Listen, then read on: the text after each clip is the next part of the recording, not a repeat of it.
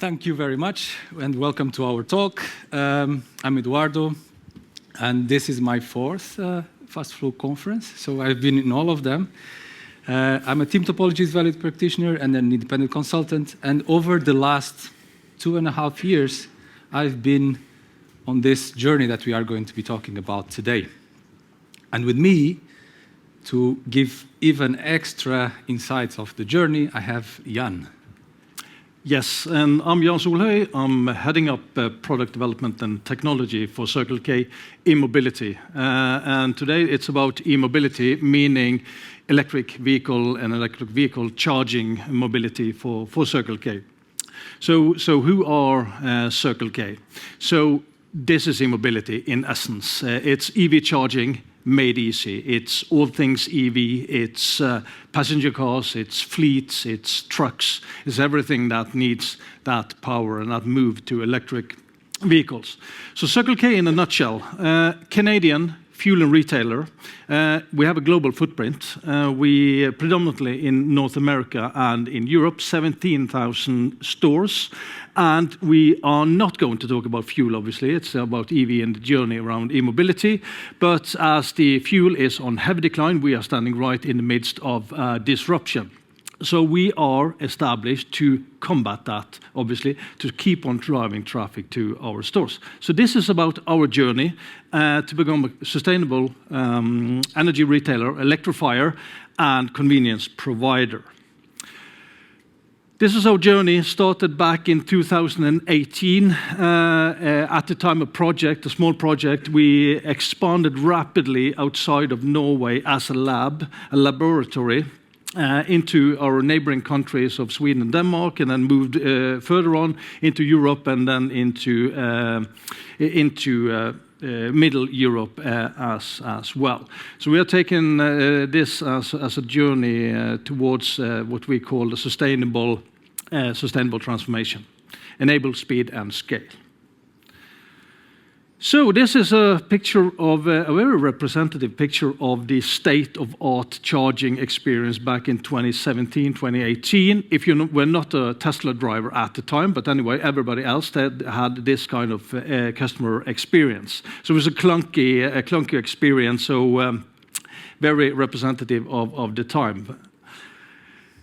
Norway as a lab was established in 2018, fueled by, in Norway, aggressive national incentives. So Norway as a lab was born. It was a natural focal point for experimentation of e-mobility. We saw extremely fast adoption in Norway, obviously, and there was a real sense of disruption in the air around that. So we were allowed many degrees of freedom around that. But Eduardo, why don't you show us a little bit about how the, let's call it the team topologies at the time were constructed? Yes, so we will be showing a lot of these diagrams. At the end, this is a team topologies conference. And at the very beginning, you could see the organization as sort of what I would call a startup streamlined team. So what you see there on top is roughly all the functions needed to validate and pilot the EV charging within CircleK. And on the bottom, you see a white label platform. And this was a very strategic move at the time because they mostly wanted to check if this was working. They didn't want to heavily invest on building a lot of things in-house. And this was roughly the team topologies at the time. And this took us quite to some outcomes, right, Jan? It did indeed. So fast forward to 2020, 2021, we had deployed a substantial number of charge points, around 500 in Norway and Sweden and Denmark. The initial experimentation, I would say, proved viable. So we're now ready for scale. We had also launched, I would say, somewhat a digital charging offer that was working for our customers as well. And now it was really around the operational hardening of the platform and the scalability of it as well. Just a little testimony from the global head of eMobility says it clearly also. So those learnings from the early days or the early trials in Norway and Scandinavia have been invaluable for substantial or sustainable scaling. So that's experimentation. Those early days have been key for the footprint that we have today. But exactly. But so we are going to be talking a lot about this. Because as we started growing, well, there were a lot of things changing on the landscape. And naturally, we needed to listen to those and do something about it. So here you see a few of those, say, signals for change, right? Here on the bottom, you can see the platform. That platform at the beginning that white label platform that helped us to bring a basic offering to the market was good at the very beginning, but then after 2-3 years, it started lagging in terms of charging operations capabilities, but also in terms of experiences, building experience for the customer, charging, and needed customizations on experience that started popping up. On your right side, what you see is that initially, we were targeting B2C customers, but then we also started realizing B2B customers are also very important. So we also needed that in place. And as Jan already started mentioning, Norway was successful. Now we started growing into other Scandinavian countries. So all of these signals were things that led to take some action. And this is often something that I really stress with working with clients, which is listen for those signals, for the things that are blocking you. Today, I think we already heard this maybe 10 times. Look for the big blockers and try to do something around there. And this is a rough approximation of what the next team topology looked like. What you see is B2B there on your top right. You see the new countries popping up. You start seeing that effectively we start also working with other CircleK platforms, because CircleK has many other things apart from EV charging. And two other very interesting things that we were doing at the time were these two here. So we started bringing product management, product design, and also engineering teams into the picture to address that need for customization, for creating better customer experiences.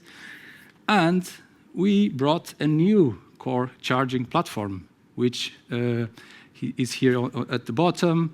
And basically, this was offering quite a few capabilities that the first platform was missing. And this helped us to make quite some progress over a while. But again, a year or so in, we started again seeing some growth pains or blockers. This was a phase of a lot of growth. So what you were seeing previously as just a group of people working together became actually teams, business development teams, sales and marketing teams, and also multiple engineering teams here in the middle of the picture. And for those that don't, maybe this is not a very common team topology type, but this is a very important team topology type, which is undefined. Team types and interactions, right? So what started happening here was that with all of that growth, teams were just working on urgent things and a bit organically implementing things. And let's zoom into a few of those challenges. So the first one there on top was, you can see here on top is this is the product management team was a silo, throwing things and telling things to engineering teams to implement the next features, etc.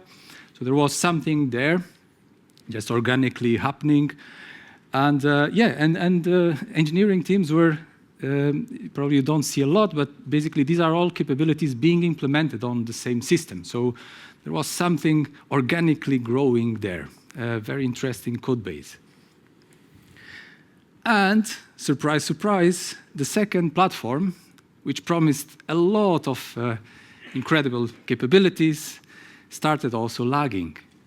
And they were not interested on extending those capabilities with the needs that we had, because this was not really on their business model. So we ended up having to compensate things here, custom on this side, compensate things to overcome those challenges. And yeah, this was not a good idea for a company that was growing a lot, needed to grow even more, because we were basically building a big ball of mud here. So a lot of capabilities growing organically on those code bases, teams and ways of working all intertangled, and a huge sense of bringing value to the market quickly. So we were roughly getting into what we would call a burning platform, right? Jan, maybe you can tell us a bit, what did we do at this stage? Yeah, what can we do? Yeah, big ball of mud is a good phrase, and obviously it stems from the fact that we were reliant on platform as a service of non-composable platform elements. So we had to hack our way around it and obviously do a lot of adaptations and so on. And this is not sustainable. It creates a lot of depth. It creates a lot of inertia, and we really needed to get out of there. So it's about not delivering on expectations. It's not able to react. It's the mean time to respond. It's too long. It's actually equals a burning platform. So I think it was broadly understood that we need to do something. We had no quick fix. No re-platform is going to fix this. We couldn't introduce a third platform which has the same promises as the two ones before. So basically, we needed to do something, and we started out. Okay, we need to figure out some basic stuff, and this is stage one, designed for speed, scale, and adaptability, none less. And the objective was really down to a small set of things that in engineering and product we could look at. So we set the following tech and product objectives. So it's understand what are our domains and our product capabilities that we need. It's the sourcing strategy for those capabilities, and it's also define an operating model that fits this next phase for us as well. And it's also define the culture and the work style connected to that experience. So that brought us into the first phase of, let's call it the platform strategy. So this is sort of a little Wordle mapping, team topologies, and domain-driven design thinking, but it's around find our role, find our purpose, start there. And it's define the landscape, which landscape are we actually operating in, what capabilities are we needed, define the value chains, how it's connected, and also find the core issues around that. And also, like the two dimensions for that is the system dimension and it's the people dimension, how you actually organize around that. And this also obviously informs the way that we source, either develop, co-develop, buy, or partner. So this was the platform strategy. Without going into details, it was sort of the outcome of that was own the core, and then our journey started to exploring the landscape, and we did this all in-house. We had read tons of books, obviously, and we had the toolkit internally. So we started off by understanding our capabilities, the value stream mapping, the crude value stream mapping as such. So with that crude value stream mapping, we could identify the 12 core capabilities, and we used those core capabilities and applied something called independent service heuristic, a really nice little tool I think Team Topologies has developed also to really qualify some of these domains as such. And one of the key things was also to have management and leadership as part of that first value stream mapping, to understand where the blockers are, how it's actually working, how we bring value from idea to value in the hands of the customers. So these initial, I would say, steps provided very much awareness. We saw a broad picture of where we were going, so the domains and the capabilities, and the next thing was, okay, how do we get into to real tango around how we implement this as well? And it was clear we don't have the skills in-house to effectively go into this next phase. So this is where we reached out to Eduardo and Nick Tune, for those who know him as well. And this is where we started the next leg of this, which is the architectural modernization. And this is 2 years ago. And it's a long journey, and we're still on it, obviously, but it's a long journey, and we brought in Eduardo and Nick. So Eduardo, can you just tell us on how you helped us? How we came in. Yeah. So you can see on this picture, basically, Nick and I basically came in and worked as an enabling team with the product and technology teams. So this is how we positioned ourselves. And what I will share here is just sort of what we did on the first weeks as we came into the organization. Obviously, we had a lot of talks with Jan beforehand, but then we started talking with everyone around. And the first thing that we did was, okay, you identified 12 capabilities. We want to start going deep, but where? And so Jan and team did some pre-work with the ISH to start seeing what could be potential starting points.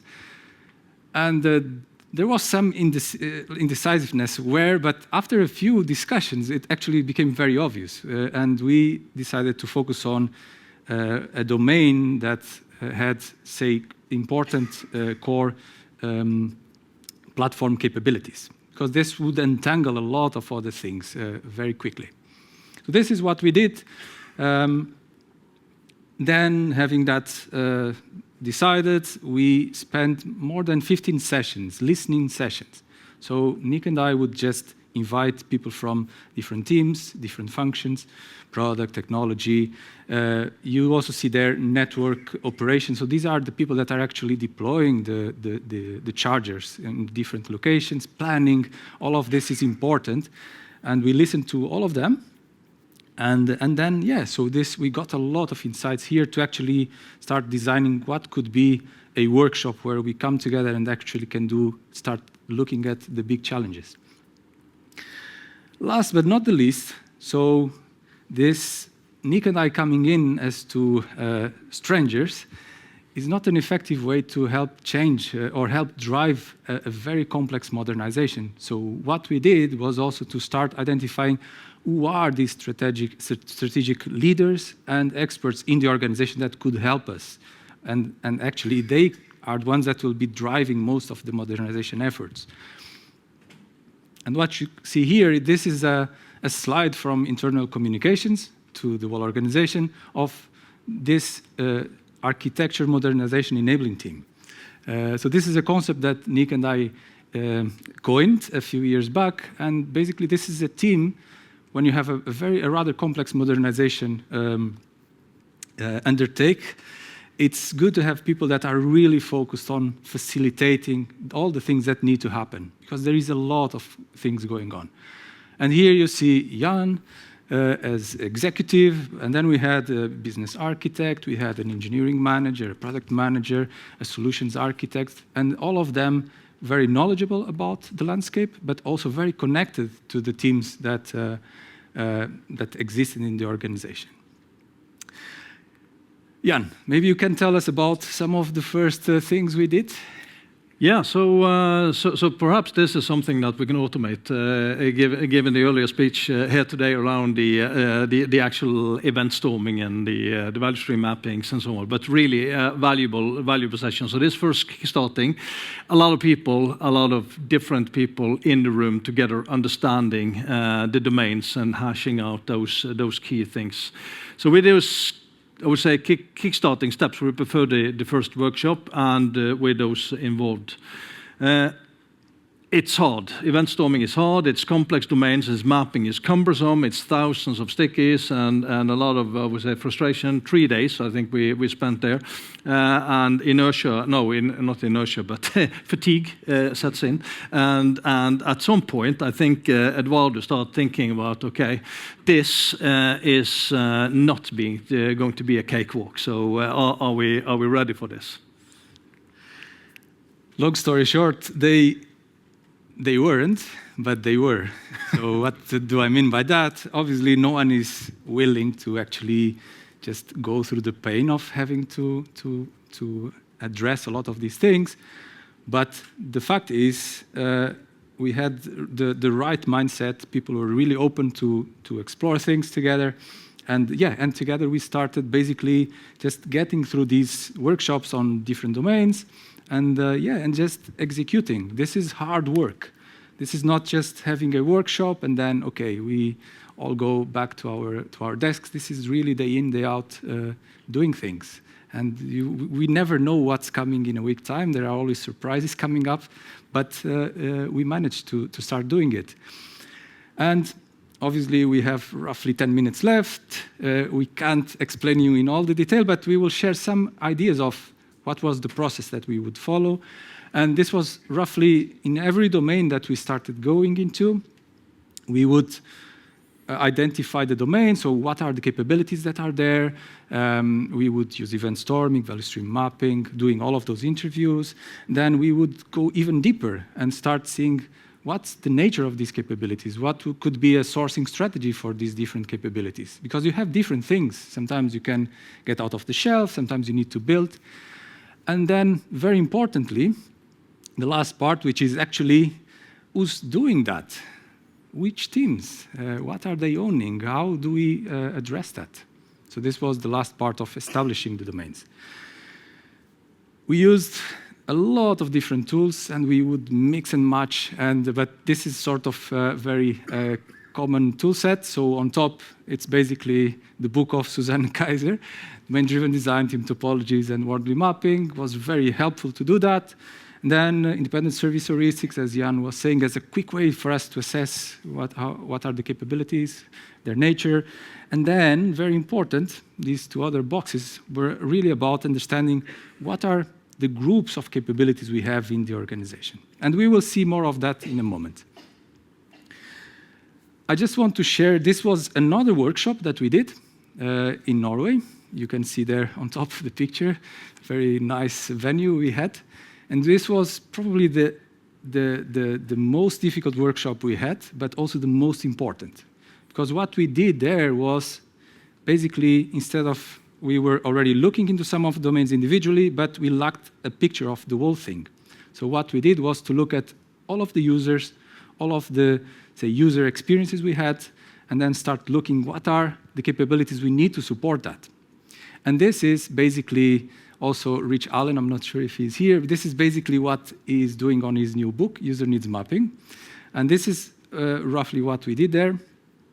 There on top, you see a very messy event storming with some overlapping weird mirror things. And this is the outcome of those 3 intensive days where we identify domain capabilities. So these are candidates.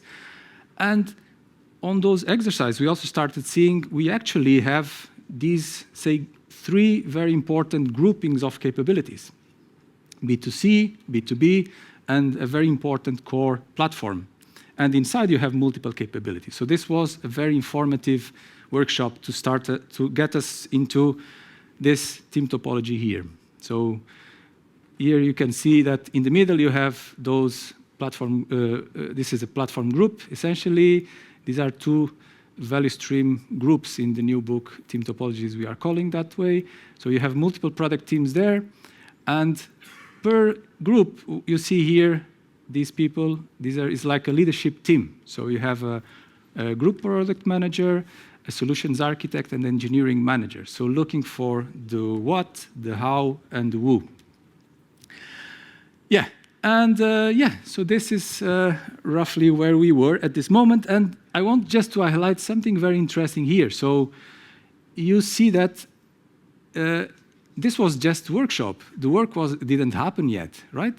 So we still had to do a lot of things, and this is when you start getting into a phase where collaboration is a very interesting interaction pattern, because these teams need to collaborate and figure out how do we split these capabilities, who owns what, etc., etc.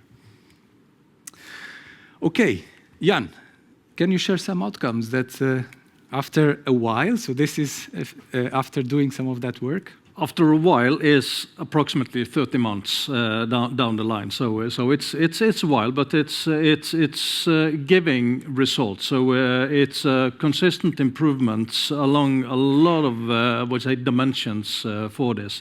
We saw that it's increased the autonomy. We are breaking dependencies. So we are getting the time to market increased by almost 35%, or not increased by 35%, but better, 35%. Higher throughput, it's a value delivered, and most importantly, it was clearer priorities. It was more ownership defined, and we also saw a lot of platform improvements, which is uptime, higher uptime, and also increased and improved transaction success rate. Now, many journeys stop there or continue to evolve around how to optimize engineering and product. What we saw was that there were value flow blockers still in eMobility as a function or as a company. And those were really around I would say, to recite Gene Kim and Stephen Spear, around this level 3 social circuitry, which is around the processes and how we are. So we need to start off transforming the whole organization according to the value stream. So that's what we endeavored on next. So we had transformed the development value streams, but really we had a non-transformed and fitted social circuitry. Product groups working better, better understanding of the core domains and boundary context. We knew we needed a rewiring of the upper layers. So Eduardo, perhaps you can share a little bit of how we address this part. Yeah. So we have roughly 4 minutes, so this is going to be a bit fast, but. Yeah. In a nutshell, so remember those product groups. So what we did was, how can we start also embedding not just product and technology, but all of these other functions that are essential to go from idea to value on the market. So think sales and marketing, think finance, think CPO is probably a weird word, but it's about charge operations of EV charging. There are a lot of things happening. How could we involve them? And essentially, so if you zoom into the value streams, what you see is the product teams inside, right? And this is, this is roughly how the team topology looked like at this time. So what we spent roughly half a year working very closely with all of these functions outside of product and technology to help them to start getting into the mindset of also working with these value streams effectively. Now we call these value streams. And so they are trying to provide with self-service capabilities that they have, sales and marketing, for example. However, we also have within each value stream, we have people from sales and marketing that are continuously there working with that value stream. So for example, B2C, there is someone that's there continuously. This collaboration here is a very interesting one, and people are very excited actually when I introduced this topic, which is basically think this is sales and marketing person here, but you have a huge campaign and you need to figure out how do we do it. And effectively on the platform team here, sales and marketing, they will collaborate with the value stream and figure out, for example, how do we make the go-to-market of this new product? It's a very complex thing, so they collaborate temporarily and they figure it out, and then they move and do other things. Yes, thank you. So, yeah, this was pretty interesting, and yeah, this is, I think we are now roughly almost a year into this, Jan, maybe a bit less. Yeah, but this is a very interesting step. I think it proves effective also to work that way as well. It's a bit friction to start with. It's a lot of understanding, it's a lot of learning, it's a lot of unlearning as well. But it's time to recap. Now we're out of time. So I would say that we started as a project back in 2017, 2018. We moved out, we experimented with the viability of the products and the platforms and so on. We moved into Scandinavia, Europe, Middle Europe. We have transformed the product engineering and the value stream setup around how we operate as a company and as a function. And we are now ready for the next thing, which is sustainable convergence. And convergence is convergence around the physical touchpoints of our customers and the digital touchpoint of all touchpoints in CircleK as well. So this wraps up our speech, and I will skip this one and go directly to this. Yep. All right? Yep. Thank you so much.